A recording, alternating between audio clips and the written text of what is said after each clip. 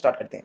सो पहला प्रश्न है, कहानी का अर्थ स्पष्ट करते हुए उसके इतिहास का वर्णन कीजिए। तो देखिए, किसी घटना, पात्र या समस्या का एक क्रमबद्ध तरीके से जो हम ब्यौरा होता है, ठीक है, जिसमें एक परिवेश होता है, एक द्वंदात्मकता होती है, ठीक है, कथा एक उसका क्रमिक विकास होता है, ठीक है, क्लाइमैक्स होता है, ठीक है, वही एक कहानी होती है। उसके अंदर कुछ कैरेक्टर्स वगैरह भी होते हैं, ओके। फिर है, हर व्यक्ति अपनी बातों को दूसरों को सुनाना पसंद करता है और दूसरे भी अपनी बातों को सुनाना चाहते हैं सबको। तो कहानी लिखने का जो मूल भाव है, यानी कि आप भी कहानी लिख सकते हो, बना सकते हो, ठीक है। तो इसमें कुछ लोग तो अच्छे से कहानी बना पाते हैं, तो कुछ नहीं बना पाते। कहानी के इतिहास की बात करें तो कहानी का इतिहास भी उतना ही पुराना है जितना हम इंसानों का इतिहास है, क्योंकि मानव का स्वभाव और प्रकृति का हिस्सा ये, मतलब अगर आप देखेंगे कि धीरे धीरे ही मतलब ये कहानी सुनाने की या कहने की जो कला है इसका विकास हुआ। आरंभ में जो कथावाचक होते थे, जो कहानी सुनाते थे, वो कहानी को सुनाया करते थे, जिसमें कोई भी वो घटना को उसने सुना दिया, जैसे कि आपकी दादी नानी ने आपको कहानियां सुनाई होंगी, ठीक है, कथावाचन किया होगा उन्होंने। तो सच्ची घटनाओं पर कहानी पहले सुनाई जाती थी, फिर धीरे धीरे कल्पना का भी समावेश इसमें होने लगा, यानी कि इमेजिनेशन वाली कहानियां आने लगी, ठीक है, जैसे कि एक परी होती है, एक कुछ ऐसा राजा होता है, ठीक है, इस तरीके से कथावाचक सुनने वालों की आवश्यकता अनुसार अपनी कल्पना के माध्यम से नायक के गुणों का बखान करने लगा। यानी कि जो कथावाचक होता है या जो कहानी सुनाता है, फॉर एग्जांपल तुम्हारी दादी है, नानी है, वो जैसा उनके पोते को या पोती को सुनना होता है उस हिसाब से वो हीरो बना देती है, ठीक है। फिर आगे है, प्राचीन काल में मौखिक कहानियां क्यों लोकप्रिय हुई थी। तो देखिए, सामान्यतः भारतीय गांवों में बुजुर्ग कुछ मनगढ़ंत कहानियों को भी सुनाया करते थे जो कि असली नहीं होती थी, ओके। और ये थोड़ी सी मतलब प्राचीन कहानियों में ऐसा होता है कि मौखिक कहानी की परंपरा बहुत पुरानी है, मुंह से कहानी को सुनाना। प्राचीन काल में मौखिक कहानियों की लोकप्रियता बहुत ज्यादा थी, फेमस थी भाई, क्योंकि ये संचार का बड़ा माध्यम थी, इसी से लोग संचार करते थे। इस कारण क्या हुआ, जो धर्म प्रचारक थे उन्होंने भी अपनी शिक्षाओं को पहुंचाने के लिए कहानी का प्रयोग किया, जैसे कि पंचतंत्र की कहानी, ठीक है। फिर कहानी का केंद्र बिंदु कथानक होता है, इस कथन के आलोक में कहानी के कथानक पर प्रकाश डालिए। तो देखिए, जो सेंट्रल जो मतलब अगर आइडिया अगर हम देखें कि कहानी का जो केंद्र बिंदु है वो कथानक होता है, तो कथानक क्या है, वो कहानी का केंद्र बिंदु है जिसमें प्रारंभ से लेकर अंत तक कहानी की सभी घटनाओं और पात्रों का उल्लेख किया जाता है। सरल शब्दों में अगर मैं आपको बताऊं तो कहानी के ढांचे को ही हम कथानक कहते हैं, ठीक है। प्रत्येक कहानी के लिए कथा वस्तु का होना बहुत जरूरी होता है, क्योंकि अगर ये ना हो तो आप रचना नहीं कर सकते सही से। कथानक को कहानी का प्रारंभिक नक्शा भी माना जा सकता है, एक तरीके से आउटलाइन मैपिंग वगैरह। कहानी कथानक कहानीकार के मन में किसी घटना, जानकारी, अनुभव या कल्पना के कारण आता है। कथानक क्या है कि भाई अगर किसी भी लेखक ने, ठीक है, कोई कहानीकार ने कोई कल्पना करी है अपने मन में, कोई इसको जानकारी मिले तभी वो उसको बना सकता है। कहानीकार कल्पना का विकास करते हुए, ठीक है, वो कल्पना जब आगे बढ़ती है, इमेजिनेशन, फिर क्या होता है, एक परिवेश को वो सोचता है, कैरेक्टर्स को सोचता है, ठीक है। सो इस तरीके से वो होता है। इस प्रकार वह एक ऐसा काल्पनिक ढांचा तैयार करता है जो कोरी कल्पना ना होकर एक संभावित हो तथा लेखक के उद्देश्य से मेल खाती हो, ठीक है। फिर अगला प्रश्न है, कहानी में द्वंद्व के महत्व पर प्रकाश डालिए। तो कहानी में द्वंद्व के तत्व का होना बहुत ज्यादा जरूरी है। द्वंद्व कथानक को आगे बढ़ाता है, कहानी में एक इंटरेस्ट रहता है, रोचकता रहती है। द्वंद्व के तत्वों से अभिप्राय ये है कि इसका मतलब है कि परिस्थितियों के रास्ते में एक या अनेक बाधाएं होती हैं और उन बाधाओं के समाप्त हो जाने पर किसी निष्कर्ष पर पहुंचकर कथानक पूरा हो जाता है, यानी कि कोई ना कोई बीच में बाधाएं भी होनी चाहिए जब इंटरेस्ट बना रहता है। तो कहानी की ये शर्त होती है कि वे नाटकीय ढंग से अपने उद्देश्य को पूरे करे और लास्ट में वो एंड हो जाए, उसका डी एंड हो जाए। पात्रों का अध्ययन कहानी की एक बहुत महत्वपूर्ण और बुनियादी शर्त है, ठीक है, स्पष्ट कीजिए। तो देखिए, कैरेक्टर्स, पात्र, इनका अध्ययन कहानी की एक बहुत महत्वपूर्ण और बुनियादी शर्त है, क्योंकि कहानी का संचालन पात्र ही करते हैं। कहानी कैसे चलती है भाई, स्टोरी में कैरेक्टर होते हैं, पात्रों के गुण दोष को उनका चरित्र चित्रण कहा जाता है, कैरेक्टर स्केच। प्रत्येक पात्र का अपना एक स्वरूप होता है, एक कैरेक्टर होता है भाई। कहानीकार के सामने पात्रों का स्वरूप जितना स्पष्ट होगा उतनी आसानी से उसका कैरेक्टर स्केच भी हम उसको समझ पाएंगे, उसको मतलब समझने में आसानी होगी। पात्रों का यानी कि कैरेक्टर्स का जो कैरेक्टर स्केच है वो कहानीकार द्वारा पात्रों के गुणों का बखान करता है, ठीक है, और मतलब इस तरीके से आपको बताना है। चरमोत्कर्ष से क्या अभिप्राय है, यानी कि क्लाइमैक्स, ठीक है। क्लाइमैक्स क्या है, इतना सावधानी पूर्वक इसको क्यों किया जाना चाहिए। तो जब कहानी पढ़ते पढ़ते क्या है कि पाठक जिज्ञासा की पराकाष्ठा पर पहुंचता है, ठीक है, जानने के लिए बहुत ज्यादा आतुर हो जाए, तो उसको हम क्लाइमैक्स कहते हैं। कथानक के अनुसार कहानी क्लाइमैक्स की ओर बढ़ती है, कहानी का चरम उत्कर्ष पाठक को स्वयं सोचने के लिए प्रेरित करता है, यानी कि कहानी इंटरेस्टिंग हो जाती है लास्ट तक आते आते। फिर है, पाठक को यह भी लगना चाहिए कि उसे स्वतंत्रता दी गई है और उसने जो निष्कर्ष निकाले हैं वो उसके अपने। कहानीकार को कहानी के चरमोत्कर्ष का चित्रण बहुत सावधानी से किया जाना चाहिए, क्योंकि भावों या पात्रों के अतिरिक्त अभिव्यक्ति ही चरम उत्कर्ष के प्रभाव को कम कर सकती है, ठीक है। क्लाइमैक्स की इसमें विशेषता बताएगी। कहानी और नाटक की समानताएं बताओ। तो देखिए, कहानी और नाटक में बहुत सी समानताएं हैं। इन दोनों में एक कहानी होती है, पात्र होते हैं, परिवेश होता है, कहानी का एक विकास होता है, संवाद होता है, बोलते हैं लोग, उसमें द्वंद होता है, चरम उत्कर्ष यानी कि क्लाइमैक्स भी होता है। इसी प्रकार नाटक में भी ये सब कुछ होता है, ठीक है। फिर है, रेडियो नाटक की प्रमुख विशेषताएं बताओ। सिनेमा व रंगमंच की तरह रेडियो एक दृश्य माध्यम नहीं, श्रव्य माध्यम है, इसको सुन सकते हैं। रेडियो की प्रस्तुति संवादों और ध्वनि प्रभावों के माध्यम से होती है, जिसको हम ऑडियो के द्वारा सुनते हैं। रेडियो नाटक में एक्शन नहीं होता, सिर्फ हम सुन सकते हैं, ठीक है। और रेडियो नाटक सीमित अवधि तक होता है, ठीक है, इसमें लिमिटेड कैरेक्टर होते हैं। पात्र संबंधित विविध जानकारी संवाद एवं ध्वनियों के माध्यम से पता चलती है, यानी कि कैरेक्टर्स के बारे में हमें ऑडियो से पता चलता है। कहानी के तत्वों का वर्णन करें। कथानक बता दिया मैंने आपको, पात्र बता दिया, संवाद यानी कि जो कन्वर्सेशन होता है, कथा का विकास होता है कन्वर्सेशन से ही, और कैरेक्टर्स का पता चलता है। देश काल और वातावरण, यानी कि जैसा कहानी का कथानक होता है उसी तरीके से इसका वातावरण होना चाहिए। कहानी गांव की है तो कथानक भी गांव से रिलेटेड होना चाहिए। भाषा शैली आम बोलचाल की हो ताकि हर कोई समझ पाए। उद्देश्य होना चाहिए कहानी का, ऐसा ना हो कि आपने कुछ भी लिख दिया। फिर अगला प्रश्न है, फीचर से आपका क्या अभिप्राय है। देखिए, सारे महत्वपूर्ण प्रश्न करवा रहा हूं मैं, वन शॉट वीडियो है। तो फीचर कितने प्रकार के होते हैं। तो फीचर एक सुव्यवस्थित, सृजनात्मक और आत्मनिष्ठ लेखन है, बहुत अच्छे तरीके से लिखा हुआ, अच्छे ढंग से लिखा हुआ। इसका उद्देश्य यही होता है जो भी फीचर को पढ़ रहा है उसको नॉलेज मिले, उसको शिक्षा मिले, उसको एंटरटेनमेंट हो। फीचर के कई प्रकार हो सकते हैं, ठीक है, जो आपके सामने लिखे हुए हैं। समाचार बैकग्राउंड फीचर, खोज परख फीचर, साक्षात्कार फीचर, जीवन शैली फीचर, रूपात्मक फीचर, व्यक्ति चित्र फीचर, यात्रा फीचर, विषय कार्य फीचर। फीचर की विशेषताएं यही है कि भाई इसका आकार रिपोर्ट से थोड़ा बड़ा होता है, काफी रोचक होता है। फीचर के अंदर हम ग्राफिक्स डालते हैं ताकि और अच्छा लगे। फीचर्स में शब्दों की अधिकतम सीमा नहीं होती और ज्यादा ये मुश्किल नहीं होता, आम बोलचाल में ही होता है। विशेष रिपोर्ट क्या है, इसके प्रकार बताओ। विशेष रिपोर्ट यानी कि समाचार पत्र और पत्रिकाओं में गहरी छानबीन के बाद, एनालिसिस करने के बाद जो रिपोर्ट पेश की जाती है वो विशेष रिपोर्ट है। और इसके प्रकार है खोजी रिपोर्ट, जिसमें पत्रकार जो है वो सूचना और तथ्यों को छानबीन करके जनता के सामने लाता है। फिर इन डेप्थ रिपोर्ट, सार्वजनिक रूप से प्राप्त तथ्यों, जो भी तथ्य हैं, सूचनाएं हैं, आंकड़े हैं, उनकी गहरी छानबीन करके महत्वपूर्ण जो पहलू होते हैं उनको जनता के सामने लाया जाता है। फिर है विश्लेषणात्मक रिपोर्ट, जिस रिपोर्ट में घटना या समस्या से जुड़े तथ्यों का विस्तार से अच्छे से डिटेल एक्सप्लेनेशन हो, वो विश्लेषणात्मक रिपोर्ट है। विवरणात्मक रिपोर्ट यानी कि जिस रिपोर्ट में समस्या का विस्तृत वर्णन और बारीक से बारीक तथ्यों को भी लिख दिया जाता है। फीचर रिपोर्ट, सामान्यतः रिपोर्ट उल्टा पिरामिड शैली में लिखी जाती है, किंतु एक कथात्मक शैली में लिखी जाने वाली रिपोर्ट फीचर रिपोर्ट कहलाती है। पत्रकारीय लेखन से आप क्या समझते हैं, पत्रकार कितने प्रकार के होते हैं? तो देखिए, पत्रकारीय लेखन से हम क्या समझते हैं, अगर हम यहाँ पे देखें तो समाचार पत्रों व समाचार के अन्य माध्यमों के पत्रकार जो लोग होते हैं वो अपने पाठकों, श्रोताओं और दर्शकों तक फैक्ट, सूचनाएं, इंफॉर्मेशन पहुंचाने के लिए लेखन के विभिन्न रूपों का प्रयोग करते हैं, यही पत्रकारीय लेखन है। एक है पूर्णकालिक पत्रकार, जो कि किसी समाचार की संस्था में, एजेंसी में काम करता है, उसको सैलरी मिलती है परमानेंट। फिर अंशकालिक पत्रकार, इनको स्ट्रिंगर भी कहा जाता है, ये किसी समाचार के परमानेंट नहीं होते हैं, निश्चित जो उनको एक पैसा मिलता है उसके लिए काम करते हैं।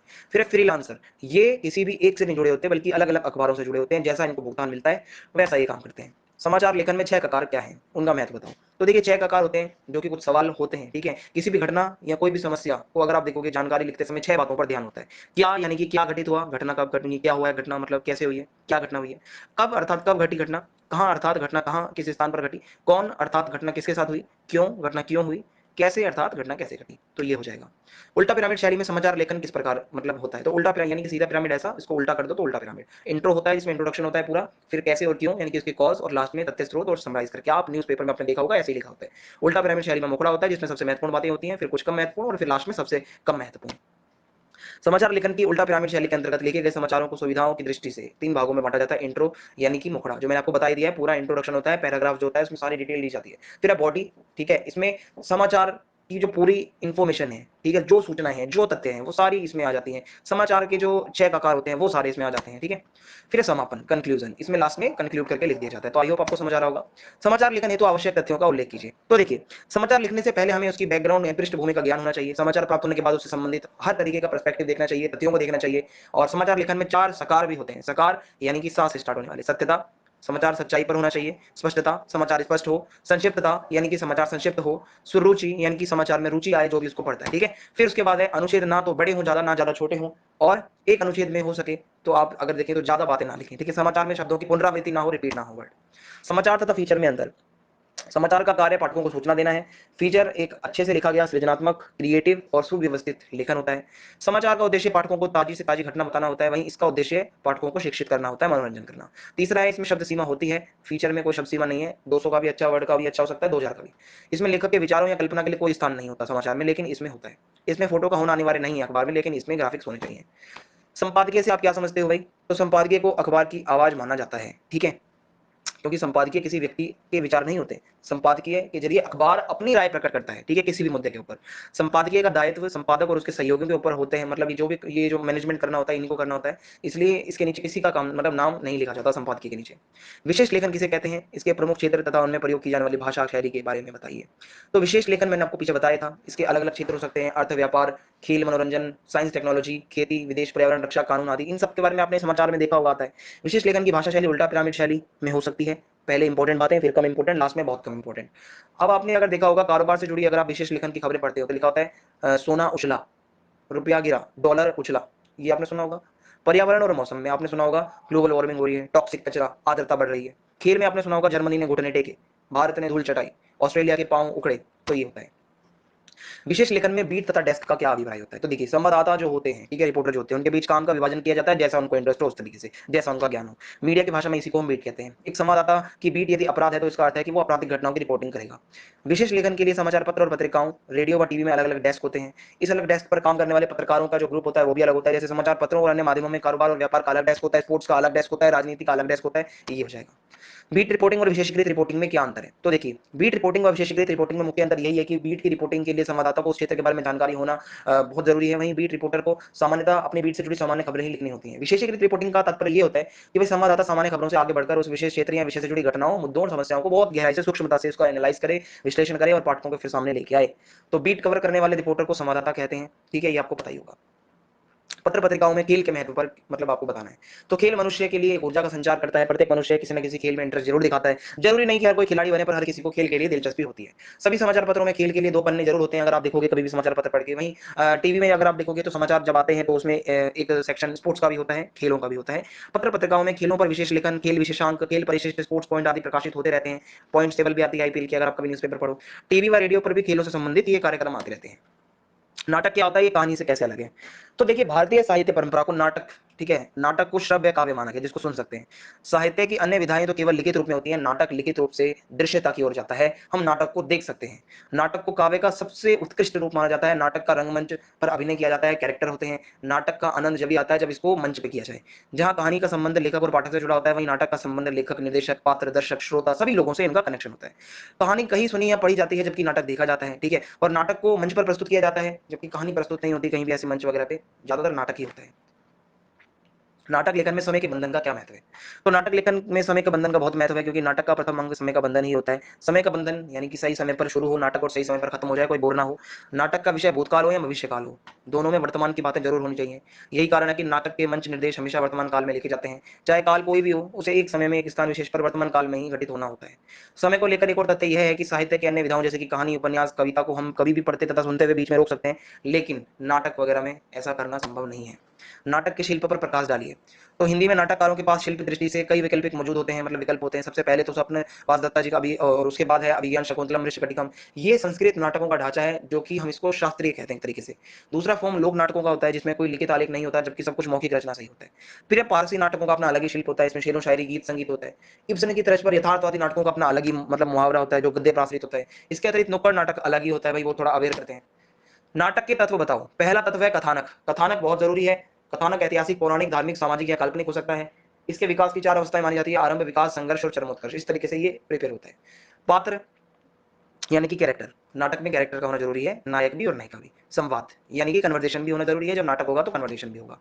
फिर उसके बाद है संवाद। 2 प्रकार से होता है, स्वगत और प्रकट। स्वगत कथन से आशय ये होता है कि कोई पात्र अपने मन में जो कुछ सोचता है उसे इस प्रकार कहलवाया जाता है कि दूसरा पात्र ना सुने। ओके, इस तरीके से बोलते हैं और दूसरे वाले ने वो सुन लेते हैं।